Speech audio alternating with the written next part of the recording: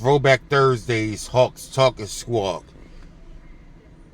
Back to school, the first day of school for my senior year at Overbrook High School is also the same day as my first talk, my first number 2 talk on the Theocratic Ministry School.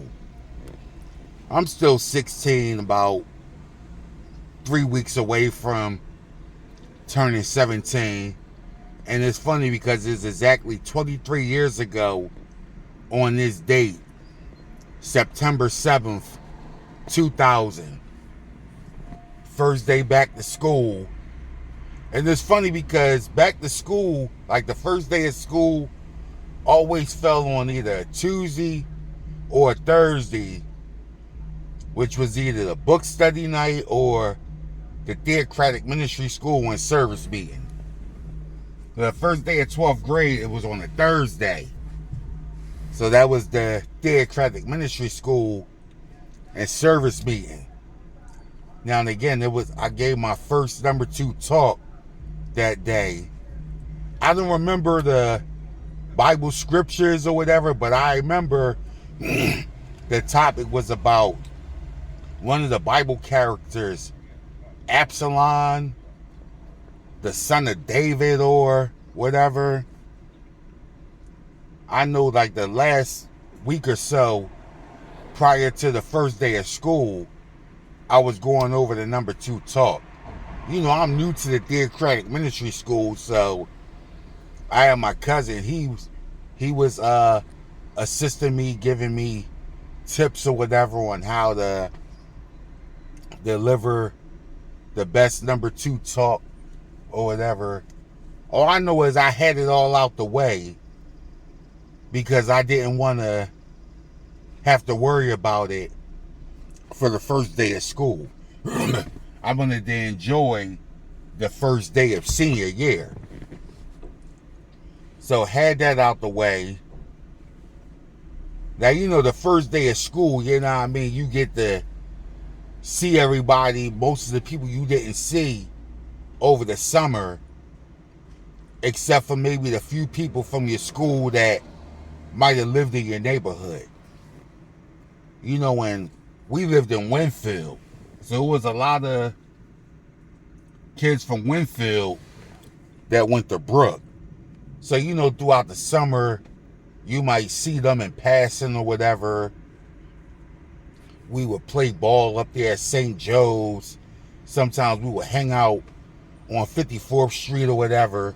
You know what I mean? So besides the kids from the neighborhood, you really didn't see many of your schoolmates over the summertime. So, you know, back to school, you're getting reacquainted with everybody.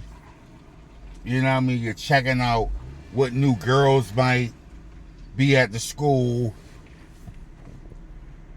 You know, you're checking out the 9th graders to see if any of them you know or whatever. You know what I mean? You're getting adjusted to your new classes. You might have new classmates or whatever. You know, first day of school is usually sweet. You know what I mean? You really don't have a lot of schoolwork because you're really getting acclimated to your new classes.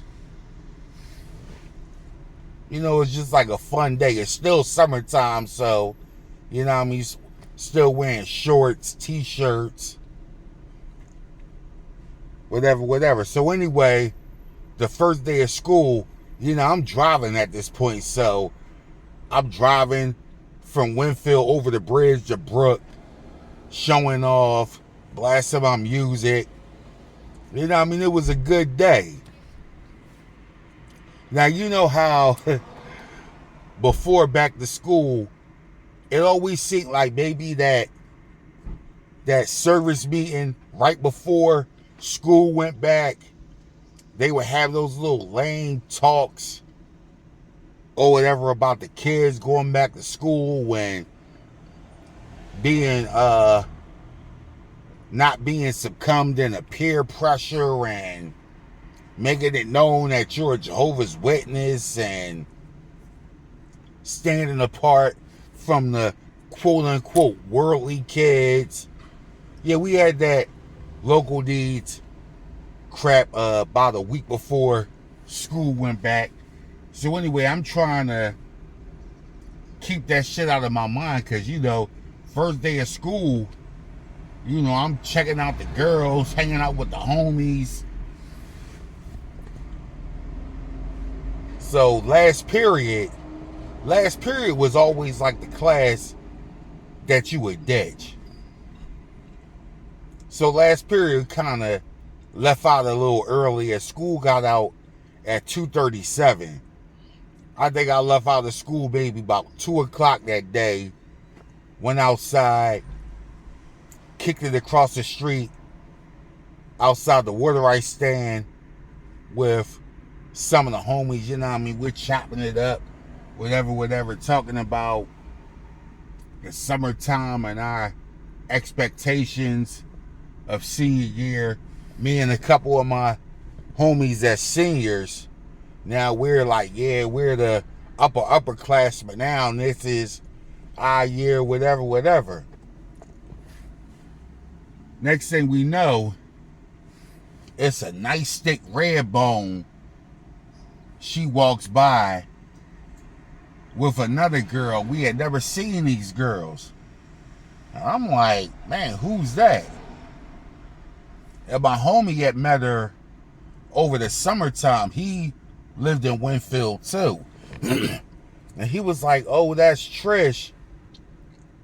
She just moved to the field a few weeks ago, so she's new here. And I'm like, oh yeah? So he was like, yeah, I'll introduce you, whatever. So we walked up, start talking to him or whatever. And she was like, she's in the 11th grade. And she just moved to Winfield. And she was like, where can I get some good weed? And my eyes lit up like a Christmas tree when she said that. I was like, shoot, say less. I said, I got a dime of kush on me. We can get out of here and go roll up at the Platte. Or say, you know, Belmont Plateau, that's like the popular hangout spot, especially if you live in Winfield. You know what I mean? But like a lot of people from different parts of West Philly, shoot, from all over the city will come out to the Platte just to chill, get their smoke on or whatever. So me, my homie, her and her friend, we jump in the whip, ride out to the Platte.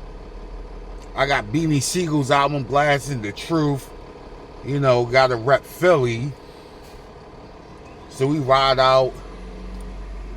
Already had a couple of great Philly blunts. This is back when Philly's blunts was the truth. I ain't smoked a blunt. I ain't used a Philly blunt in over 20-some years. But back then, you know what I mean, Philly blunts was the shot.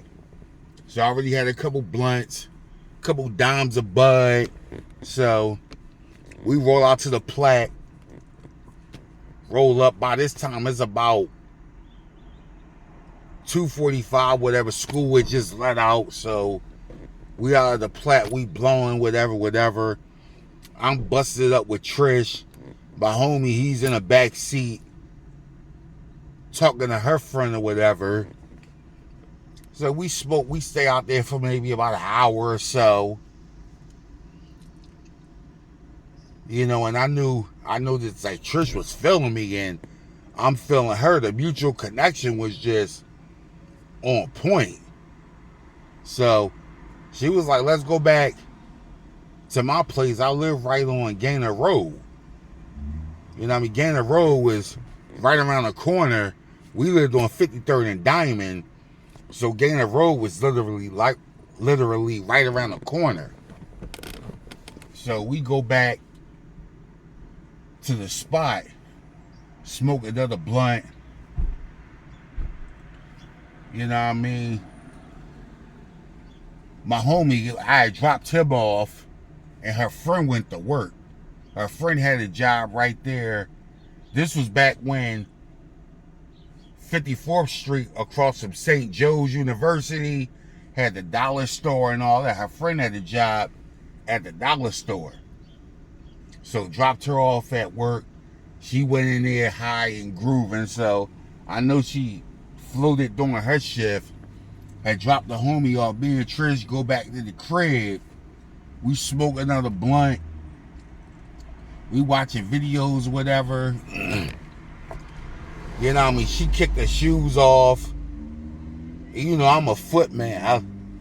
I love pretty women's feet. So, you know, she kicked her shoes off. That was the appetizer for me. One thing led to another. Next thing you know, we're getting busy. You know what I mean?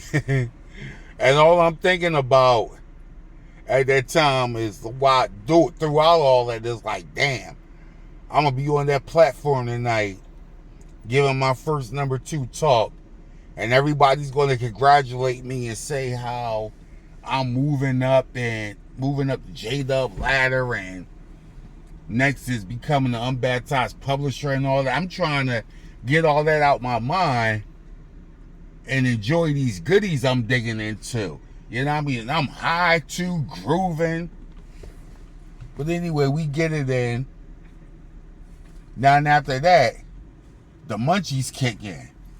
By this time, it's like probably 4 o'clock. You know, so I know I got to start hitting home soon. So, you know, she comes back with some snacks. We get our little snack on. You know, we fool around a little bit more. By this time, it's like 5 o'clock. I'm like, damn, I got to get home. You know what I mean? I live right around the corner, so it was only like a 90-second drive. So I go home. You know, I had to mask myself, you know what I mean? Put eye drops in my eyes. You know what I mean? Spray some cologne. Chew some gum. Because my mom used to smoke weed way back in the day before she became a Jehovah's Witness. So she would know. There's been a couple times she spotted the evidence. So this time I'm already ahead of the game. So I clean myself up, go in the house. My mom, she's going over some last minute stuff for the meeting. My sister's doing homework. So she's asking me, like, Eric, are you ready for your talk tonight? I invited your dad and your grandmom. I was like, Dad, really? I mean, it's not, I didn't think it was that serious, but cool. And I was like, yeah, I'm ready. I finished everything last night, so I wouldn't have to worry about it today. But anyway, I did go over it again briefly, like preparing myself, because it's my first time up on stage, and yeah, I was a little nervous. I was anxious like a motherfucker, to be honest with you. So I kind of went over it in my mind one more again, got in the shower, threw on one of my best suits, dark gray suit, light gray shirt, like a multi-gray tie, like a tie with all these different colored grays in it. Yeah, I was styling. Had on my black little imitation gator shoes or whatever. Not no Payless joints, but not no $600-700 gators. But you know what I mean? I was styling. Drove to the hall that night. Got there. The meeting started at 7:30. I got there about 7. Me, my cousin, and my homie, we're talking about the first day of school. My homie Narod, he was homeschooled by this point. But my cousin, he was in the 10th grade. He didn't go to Brook. He went to E&S, Engineering and Science, out there in North Philly near Temple. But, you know what I mean, we talking about the first day of school. Of course, I didn't tell them, you know what I mean, what transpired after school. I ain't tell them about that. And it's funny because that was all I was thinking about during the meeting. I was like, damn, Trish is one of the baddest girls in the school, new to the neighborhood. You know what I mean? And I hit that less than 2 hours after meeting her. You know what I mean? I'm feeling like the man. You know what I mean? Come to find out later on, she had a few cats from the field hit, but we wasn't in no relationship or nothing. I mean, we fooled around a couple more times, but I kept it moving. At that time, I didn't do the whole relationship, boyfriend and girlfriend thing. I was a stick and move kind of guy. So when I found out she had let other cats smash, it wasn't like I was butthurt or felt some kind of way. I was like, hey, I hit it less than 2 hours after meeting her, so it is what it is. So anyway, I'm trying to undirty my mind and get into the right mind frame, because I know soon I'm gonna be getting up on that stage.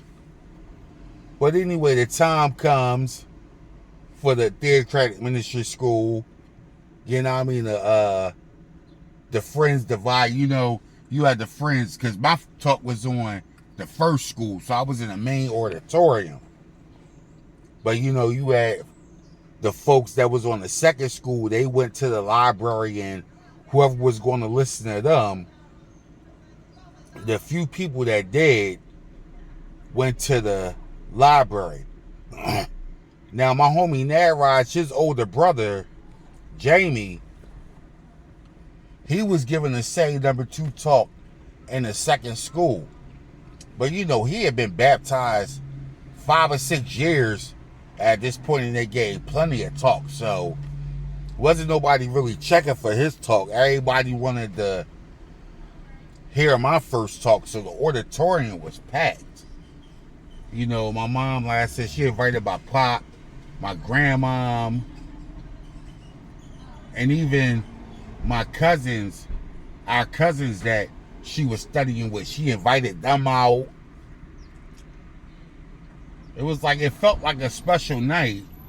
And it seemed like on this night, a lot more people came versus your ordinary Thursday night. You would have thought the circuit overseer was in the building, how packed the Kingdom Hall was that night. I mean, it wasn't to that capacity, but you would have thought it was something special going on. But it's because of me giving my first talk. Now, everybody remember me when I was a bad little youngin' from 2 years old on up. Now I'm 3 weeks shy of 17, and I'm giving my first talk and appear to be headed in the right direction. So everybody was anticipating that. But anyway, I get up there, I knock out the number 2 talk. Afterwards, I get a long round of applause. Like, I swore they was clapping forever. It probably was maybe 20 seconds they was clapping, but it seemed like it was a lot longer than that. But anyway, that was my first number 2 talk. The first day back to school.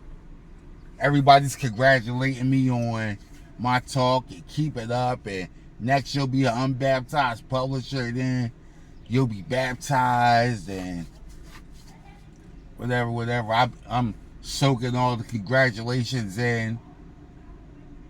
Now, after the meeting, I get home from the hall. I'm watching the little TV. I get a page from Trish. So I called her up, and she was like, hey, you want to pick me up for school tomorrow? You know what I mean? Maybe we could smoke on the way. And I was like, all right, say less. Long story short, the next day, me, her, and her friend got together for a little 3-way. This time my homie, I left him out of it. After school that day, I did pick Trish up that morning.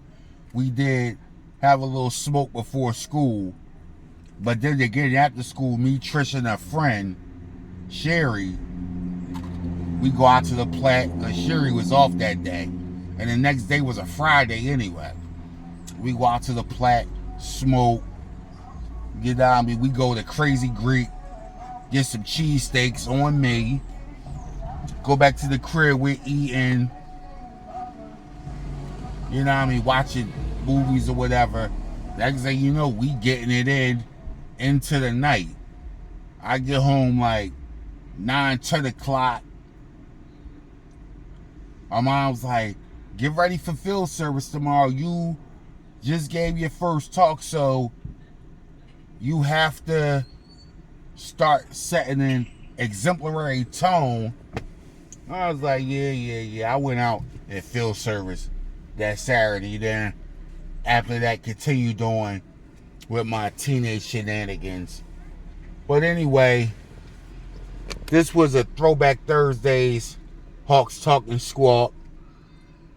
Shout out to all the fellow XJ-Dub/apostates. Be sure to subscribe to the channel and stay tuned for more content on Hawk's Vision. Hawk out.